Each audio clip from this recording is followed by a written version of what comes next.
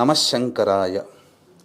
జనవరి 15 సంక్రాంతి పర్వదినం సందర్భంగా వీక్షించేటువంటి ప్రతి ప్రేక్షకులు కూడా సర్వ రోగముల నుంచి విముక్తి కావాలి, సర్వ పాపముల నుంచి విముక్తి కావాలని కోరుకునే వాళ్ళు ఎవరైనా కానీ నల్ల నువ్వులతో చేసినటువంటి ఆవుని, ఎద్దు ప్రతిమలని ఈ రోజున గో అష్టోత్తరంతో కానీ, శివ గౌరీ అష్టోత్తరంతో కానీ, మృత్యుంజయ అష్టోత్తరంతో కానీ పూజ చేసి ఆ యొక్క ఆవు, ఎద్దు నువ్వులతో చేసి నల్ల నువ్వులతో చేసినటువంటి ప్రతిమలని బ్రాహ్మణుడికైనా దానం చేయడం, లేదా నదిలోనైనా, చెరువులోనైనా, బావిలోనైనా, ఇవేవీ లేకపోతే ఒక బకెట్ నీళ్ళల్లో వాటిని నిమజ్జనం చేసి ఆ నీటిని ఎవరు తొక్కకుండా ప్రదేశంలో వేయండి.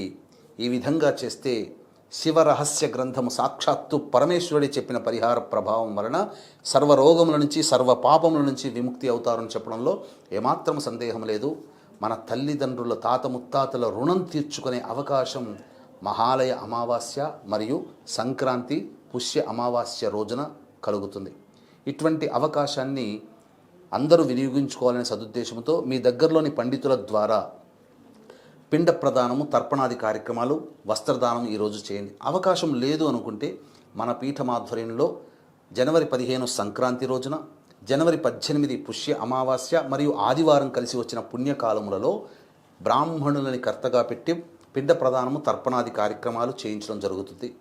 అలాగే సర్వదోష నివారణ పూజలు, హోమాలలో భాగంగా ప్రత్యంగిర, బగలాముఖి, రాజశ్యామల, వారాహి, ధూమవతి, కాలభైరవ, శనీశ్వర, మృత్యుంజయ, సుదర్శన హోమాది కార్యక్రమాలు జరిపించి మీ గోతనామాదులతో జరిపించి శక్తిపాతము చేసినటువంటి కరుంగలి మాల ఇవ్వడం జరుగుతుంది. ఈ కార్యక్రమం సాయంకాలం 7 గంటలకి ప్రారంభమవుతుంది.